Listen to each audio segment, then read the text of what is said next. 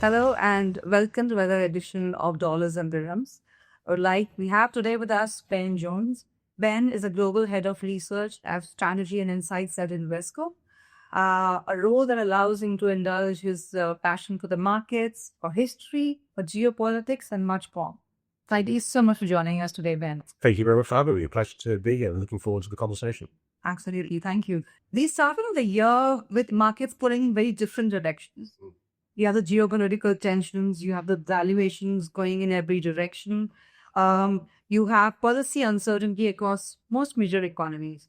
At the same time, investors seem to be optimistic and uneasy. Yes. There is a mixed emotion there. From your global vantage point, how would you describe the current status of markets? But I really like the way you just described that, actually, sort of a push and pull in lots of different directions. I think that's a really good characteristic of what we're seeing at the moment. We are seeing lots of cross currents right now. We are seeing lots of changes below the surface. But I think there's a lot of sort of some consistent themes that you can pull out from what is happening at the moment. You're right to say that people are concerned. They're looking at the geopolitics and are very concerned with what is going on around the world. But when we as investors take a step back and look at that, it's very, very clear from history that actually a lot of these geopolitical events you don't want to panic about. You want to stay invested in the markets. History is very clear. Typically, markets are quite a callous beast. They tend to ignore a lot of the geopolitics. But there's not to say there's a lot of changes going on at the moment. And a lot of these changes restarted a couple of years ago, particularly at the end of 2024. At the end of 2024, we went into this year, into 2025, saying that we think that's going to be a year where the rest of the world starts to outperform the US. We're seeing some of those valuations got very, very stretched. For example, we were seeing a change in the narrative suddenly around geopolitics, around trade, for example. And we saw that as a good opportunity to get more positive on places like emerging markets, on Europe, on Japan, for example, and not negatives on the US, not thinking US markets were going to go down, but just thinking that Exactly. Yeah. And thanks for that. In fact, looking at opportunities, gold has had a very interesting time. It's been a dominant theme for the last couple of months, or maybe really more than a year. And we have seen sharp moves in each direction. And then the valuations recovering overnight. We have seen volatility that reflects both speculative positioning as well as macro uncertainty. Yeah. What's your view on gold from where we are today? It's a really good question. And again, you're right to say there is some longer term fundamental reason for people to look at and to think about the medium to long term. But there has been some speculation, particularly one in the gold market, but really in the silver market. That's where you've seen the greatest degree of volatility, the greatest degree of speculations in the options market, for example, in the beginning of this year. And that's why you saw that very sharp well up in January and then the pullback that we saw in the latter part of January and early part of February. Again, it's one of these areas where if I take a step back and think about the medium to long term, because to be perfectly frank with you, I'm not good at calling the day-to-day moves. I'm not a trader. I'm an investor. I tend to think about the medium term. When I think about precious metals, I think they have a strong place to fit in your portfolio today. If I look at what's happened really over the last 4 years or so, gold and precious metals have a very strong up. Gold in particular is being bought by central banks. Yes. And that's largely because reserve managers are looking for alternatives to the dollar, alternatives to treasuries, assets that they can see outside the system that can't be grabbed by the US. And that demand, I think, is going to continue to remain very, very strong. So you've got this element of the buyer that means prices are probably likely to go up. Then if I look at the investment community, and I would specifically focus on the ETF community, because those are, again, tend to be big buyers of gold. Right. When I look at those investors, between 2020 and the end of 2024, those investors were selling into the strength of gold, so they were reducing positions.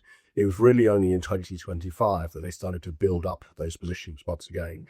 And what that means is that if we look at the financial community now, they're not crowded into gold. They're not crowded into silver to any great degree. Again, there is a room for those positions to build up. So there's some speculative positions in sort of options markets, and that's going to lead to some short-term volatility. But in the broader long-term perspective, there's still plenty of upwards price moves, I think, for gold and silver and other precious metals, and indeed commodity more widely. So the answer to your question, I see at the end of 2026, gold, silver, copper prices being higher than where they are today. Oh, That's interesting. Even though in terms of gold being a safe haven, when markets went, I mean, for the last couple of years, everything moved up. Yes. I mean, there's a positive correlation across assets, which were typically negatively correlated. Yeah. How do you see that, evolving? Yeah. So that point you pick up on there, correlations, super important, super interesting at the moment. What we're seeing is actually a lot of changing correlations, and something that I'm trying to ask my teams and my colleagues to really think about and rethink about at the moment is this idea that what is the old correlation pattern or what we like to see going forward. So one of the things that we've observed over recent years is that correlation between bonds and equities has moved from being very negative to being positive once again. Look, all the way through my investing career, which is over 20 years now, that correlation has generally been negative. That has now flipped to more positive territory. And what it means is that bonds and equities as a simple portfolio is not likely to be as diversified going forward as it has been in the past. So you need to think about other alternative assets in your portfolio. So things like gold, silver, private credits, senior loans, alternative assets, just a broader range of spectrum I think you need to consider now. Because when you look at all these other different advertisers, the correlations do tend to be low, and you can put in a broader mix, and that can then allow you to build a more diversified portfolio. So similar, I think that these areas are going to give you some diversification benefits as well as some return drivers in your portfolio today. Right. Interesting you touched upon alternative assets and private equity. We have seen the changing correlations and a lot of return dynamics, shifting compared to what expected investors have been expecting over the last couple of decades. How do you see retail investors benefiting from participating in the alternate space? Do you see that role growing stronger, or do you think that's something which is not yet accessible to retail?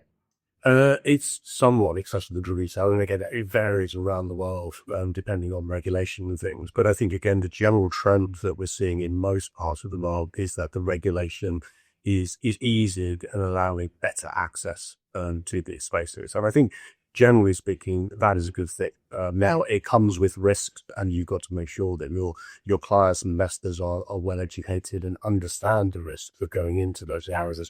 But having a broader set of options open to them, I think is generally a good thing. Now, again, I'm not the expert on all of these different areas, and I'm not going to have a view on all of these different areas in terms of where the best opportunities are necessarily.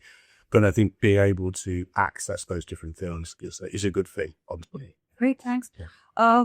Global equity markets, especially given the dominance that US plays in that, have been, the entire performance has been driven by a few strong stocks or themes here in terms of AI and AI-related sector.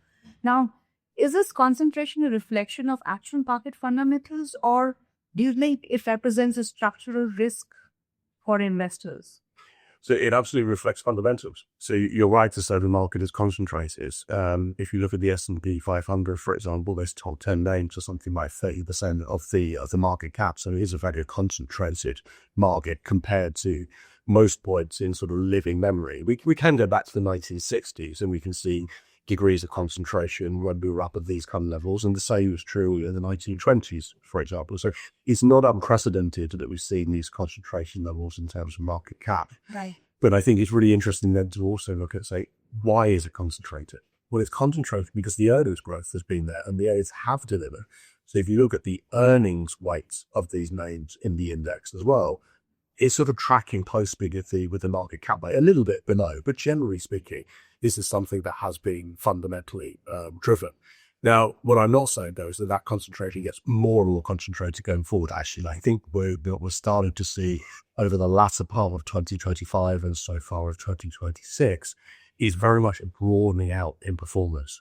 And if we look at that broadening out in performance, what we're seeing is earnings growth is starting to improve against a broader range of companies. Right. Earning growth is still strong, broadly speaking, in the AI names and the tech names, but starting to slow down a little bit. And what that says to me is we're going to start to see, or continue to see, and we have seen it already this year, is a catch-up trade of some of the other sectors. A lot like we saw last year, we started to see the catch-up of Europe, EM, China, Japan, for example, catching up of the US.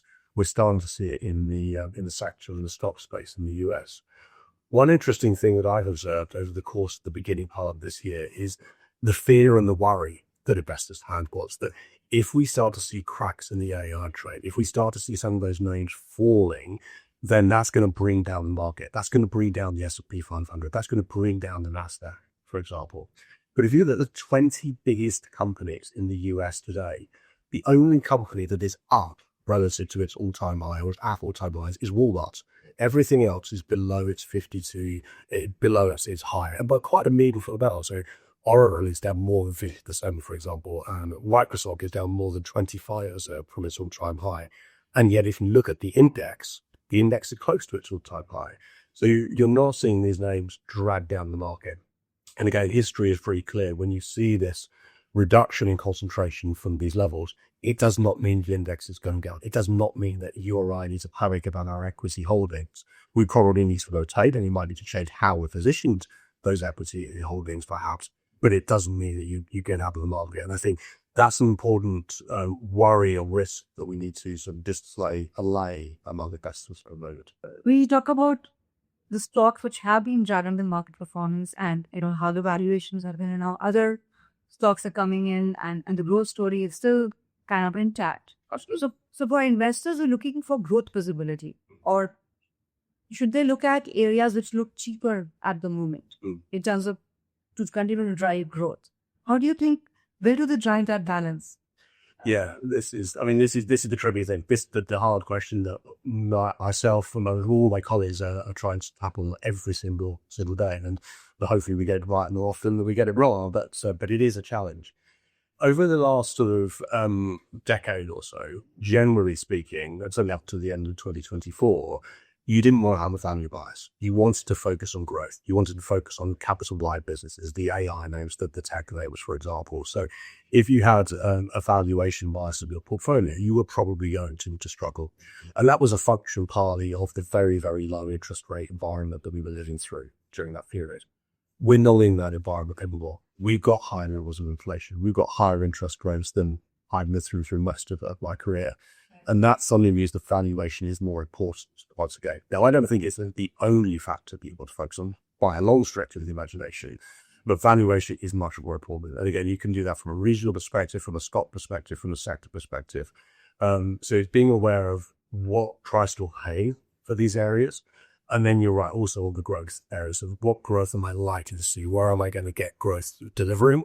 And perhaps where am I going to see that disappointing? Now, actually, you sort of mentioned visibility there. And if I've got very, very clear visibility on what the growth is going to be, that's probably not an opportunity, because everyone else can probably see the visibility there as well. So it's probably priced into those areas.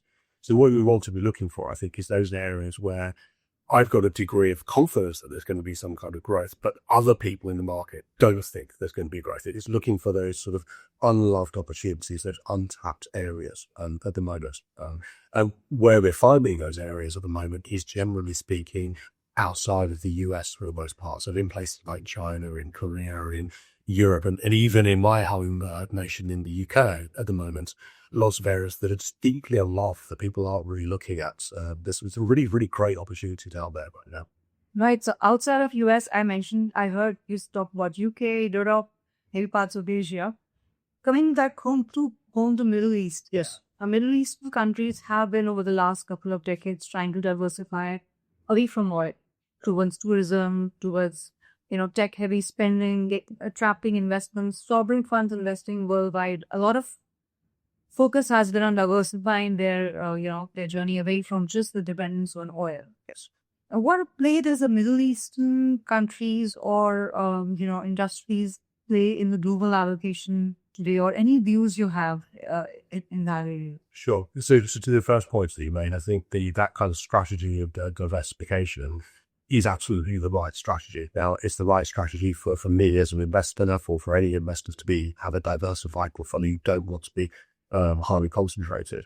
But it's very sensible also from an economic perspective. So if you say sort of diversifying away from just purely being reliant on oil as being reliable on other things, for example. Right. The tech space is clearly a growing area. But I think that the more interesting focus actually is on the services side of things, on the tourist side of things.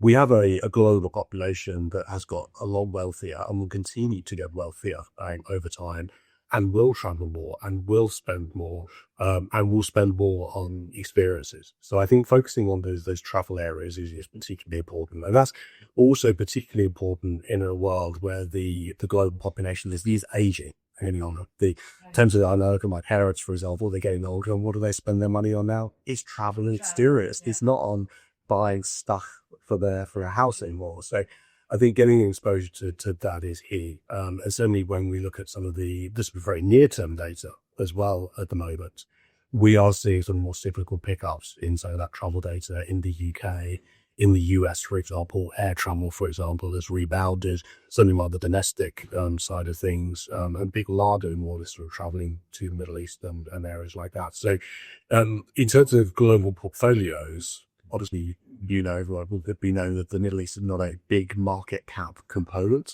But if you get that diversification, I suspect it probably will be a growing area, probably an area that we need to pay more attention to than we have done in the past. And think about the region in a different perspective as well, because I think there is perhaps that still slightly antiquated way of looking at the region, thinking, well, it's only about oil and nothing else. But as you just articulated, it is about a broader range of factors today. Right. Now, obviously, the equity market in this part of the world is, a fraction of what the developed markets across the world offer in terms of access, in terms of growth, etc. Now, you touched upon the fact that given the positive correlation of the traditional assets, which historically never happened before, a lot of policies and a lot of equations have been created in terms of how assets behave. Now, how do you see for an investor today looking at diversification? Yeah. Now, diversification is about putting your assets in different pots where your correlation is low, and different market instances affect the assets differently. But given what's happening today, how do you think the diversification? How does an investor achieve that? And sorry, I'm just making a longer question there, but what role do you think alternate assets like private equity would play in that? Yeah. So, the short answer to your follow-up on the question is, I think private equity and other alternative assets play a much bigger role today than perhaps they have over recent years, because of the correlation point that you mentioned there. You want to look for those areas that have a low correlation and plug them into your portfolio.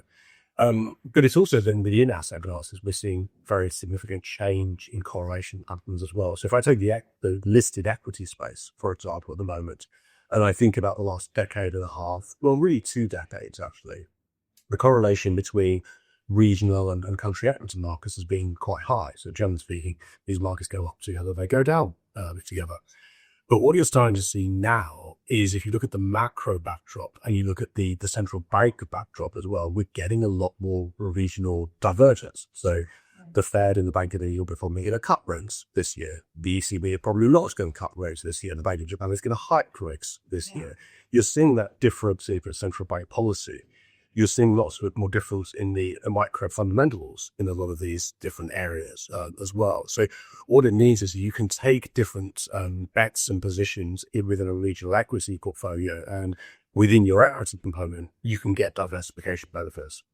You can look at the different sector makeups, for example. So you mentioned concentration a minute ago. Concentration obviously is clearly in the tech space, for example. Well, if I want to diversify away from the tech space, I can do that by adjusting my sector allocation, or I could have somewhere like UK equities. UK equities don't have a lot of tech in the index, but they have a lot of commodities, so materials, industrials, energy companies, and perhaps the financials as well. So I can have regions to get those diversification benefits.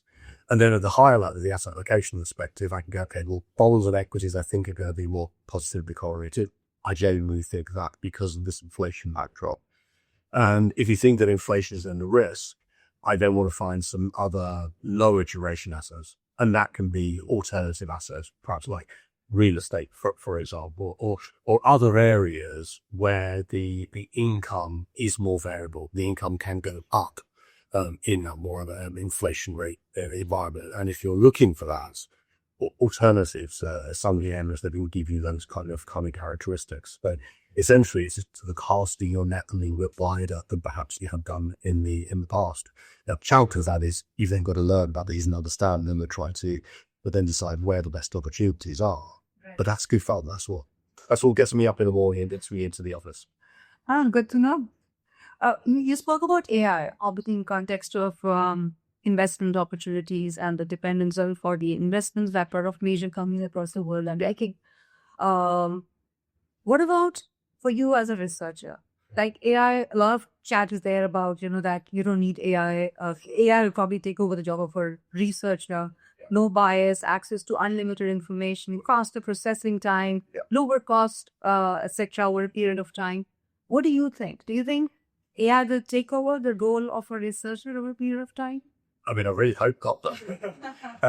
But you're right. I mean, and I'll be honest with you, over the last couple of years, I had some of those existential crises. So I would sort of think, is this going to take my job? Can it do this job as well as I can, or better than I can, certainly at a fraction of the cost? But I don't think so at the moment. I think it's a very usable tool, but it is still a tool as opposed to a replacement. So again, it's a little bit cliche to say, but I'm not worried about AI taking my job. I would be more worried about somebody that can use AI very well taking my job. So the way that I'm looking at that, the way that my teams are looking at it is use it as an additional tool to help you do your job better. I think the trouble with some of the AI models and the AI approaches is you can plug things in and it can give you a very, very convincing result that it can sort of articulate it very eloquently. You think, that must make sense. But you've got to check it. You've got to go through and do the sense checking and say, does this actually make sense? And particularly true when it comes to a quantitative perspective, because the problem with a lot of the LLM models that we're using at the moment, they're based on sort of language processing and things like that. They introduce an element of randomness, which means they're great at writing stuff and being sort of somewhat creative, but they're less good at the actual number crunching. And actually what they can do is introduce quite a lot of errors into that number crunching. And one of the biggest fears and risks that I've seen is people plugging something in, getting a result out that looks really convincing, and then we go, but if you check that properly, you can see the mistakes there. But it is helpful because it's very, very helpful for me to synthesize large quantities of information. It's helpful for me to skim out things that I don't need to focus on, and then help me say, okay, this is the bit that you want to concentrate on. The other thing I will say though, is what you, as a researcher, as long as in this market, you don't want to become too heavily reliant on it. Because if you think about the way that you learn stuff, the way that you understand stuff, it's through the hard work. Yes. It's through the time. It's through reading the books. It's through thinking it through. It's that hard work that makes you best at your job. I think there is a bit of a risk that with these ideas, well, I can summarize that 30-page report. I can summarize that book. I don't need to read it, for example, that you lose some of that learning. And that is a real concern for us. I think we can't be lazy. The more we use this, the sharper it gets. Still, our processing as human brains will probably come down over the next couple of decades, as everybody depends upon AI to even answer their emails. Yeah. Right? And on the mistakes, I have enjoyed correcting ChatGPT a couple of times. She does get things wrong a lot. It does, yeah. And also, I mean, you rely on it as well I could well say, well, I got a couple of points that I want to make, writing in a nice email, and it then expands on the points and sort of writes in nice creative prose and things like that. Then I send it to you and you go, I had a lot of time to write that email. So what I will then do is I will take that email, put it into ChatGPT, and summarize it out to 3 bullet points. Right. So we've gone from 3 bullet points to a long email, to 3 bullet points again. Well, that was a waste of time. Actually, you could ask hundreds sort of 3 bullet points back and forth. But obviously, these are times, devolving time. I think, there's great things that they can do on coding, for example, and I'm certainly using it to help me do that at the moment. I do worry, if we sort of go on a slight tangent here, but I do worry about what it means for my kids, for example. What do I need to have them learn? Do I need to have them learn to be coders anymore? Right. Because that is something that these AI we did really, really quite well. I think the main thing is to match the critical thinking and that sort of understanding and that thought process. That's the thing that you really want to focus. That's where I think the human still has the edge and still has the value. At least I hope so. So I don't get a check from you. It's like No, thank you. So if you were to build a portfolio today for the 10-year horizon, Yeah. what would you look for? Where would you invest? Really good question. So this is a build a portfolio and I'm going to sit on the beach for 10 years and come 10 years. fabulous. I like the idea of doing that, I must say. So look, I mean, if I'm taking a 10-year horizon, I think valuation is going to have a heavy role to play. Now, as I said before, the valuation isn't a good timing tool on Wall Street. It hasn't been a good timing tool over the last decade, certainly. But I think over the next 10 years, it has more of a weight to play. So I probably actually would overweight valuation in my long. I would also take a step back and look at some of the big sort of geopolitical trends and themes that I think we're seeing at the moment. So we are moving into an environment where I think that inflation is going to be higher than normal. We're in a world where we're not seeing the same degree of globalization that we're seeing in the past. Now, I don't think we're seeing deglobalization, but I think we are seeing a lot of countries that are moving a little bit more insular in nature. I think there's going to be a great degree of focus on sort of resource security. So people are going to hoard defense again. And then again, there's this chart that I use when I'm talking to class today, which I don't like to show, but it shows there are more conflicts today taking place around the world than we've seen at any time since the Second World War. We know that the Europeans are spending more on defense, but the US announced amazing numbers, exactly. And if you're seeing that degree of spending on defense, that means you're clamoring for resources. So I would have a greater degree of resources sitting in my portfolio as well. Again, that would have been mischieved, as you have said, in a lot of areas over the last 10 years. So it's more of a sort of an older economy tilt to the portfolio than I would have had in the past as well. And one that is designed to be inflation resilient. Because again, I do think that over the next decade, we are to see higher levels of inflation that we've lived through, certainly in the sort of post-GFC period to 2022 period. And that's the one thing I think that still a lot of investors do not appreciate, that inflation can be a thing, that inflation can be more elevated, then you need to build a portfolio that is more resilient to that. So it's one that overweights valuation, has alternatives in there, has a little bit more of a bias towards that sort of an older economy type of space at the moment. But having back in 10 years and we'll see how that's performed. Thank you. That's interesting. Now, you've been in this industry for the last, in this similar kind of role on both sides of the table, buying and selling, for over 2 decades now. You've seen different market cycles. You've seen 2008. You've seen the 2020, and all the confusion which came with that. Yeah. So what do you think, any learnings you have then in terms of the different cycles you have seen, or how valuations have dropped, fortunes wiped off, and then new companies have come in?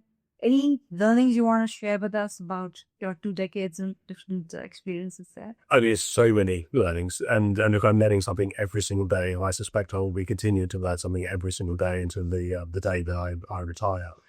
I think the main thing that I sort of thought about is that markets do tend to go in cycles, and they go in mini cycles, and they go in big cycles as well. So if you look at the world through a cyclical lens, I think that's incredibly useful and important. But as you said, I have been doing this for over 20 years. I've seen a lot in that 20 years, as you say, the global financial crisis, the pandemic, for example, a couple of different cycles and different things. But what I also think is important is to take that longer term view of history, go back over the last 100 years or so, because we can take what we're seeing today and then say, well, what analogies can we draw with the longer term? Because actually, I think over the last 20 years, we've lived through a very unusual period of very, very low interest rates, very, very stable inflation. And I think the worry is that too many people just center their experience in what they've experienced during their investing career and don't look back further. So one of the key learnings I would say is have a better understanding of history, a really long understanding about financial market history, because we've seen some of these things play out in the past. Perhaps the biggest learning as well is to keep questioning yourself, keep asking questions and say, are the assumptions that I'm making correct?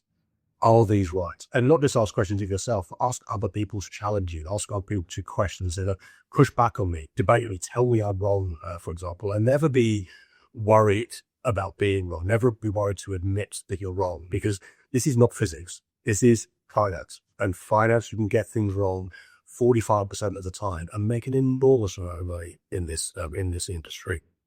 So keep asking those questions is a really important lesson. The other lesson that some of you taught me, or said to me, probably about 15 years ago, and it was one that I sort of listened to and thought, well, that's a bit odd, because it went against everything I'd been taught as a kid. And it was essentially, if you don't understand something, put a little bit of money into it. And most of them say, if you don't understand something, you shouldn't buy it, you shouldn't touch it. But actually, and this was around cryptocurrencies at the time we were having this conversation, and his comment was, if you don't understand something, just put a little bit of money in it. Money that you can afford to just Tell me that. I've invested in Bitcoin. Well, exactly. Yeah. Well, I wish I'd done a lot more in it for a best perspective. But the idea is that if you just done a little bit, you've got a bit of skin in the game, Right. and then it focuses the mind, regardless of how small it is, and then it focuses your attention. Because if you've got no skin in the game, if you've got no sort of actual sort of inherent need to follow this, you're not going to follow it. Whereas as soon as you've got that, then it's going to force you to learn. It's going to force you to learn a lot more. So I think that's my biggest learning of from this 20 years is keep learning, to be honest with you, and just keep asking questions. Thank you so much. It's been absolutely lovely talking to you and hearing about your views on everything that's happening in the world today. Thank you, Ben. Thank you for having me.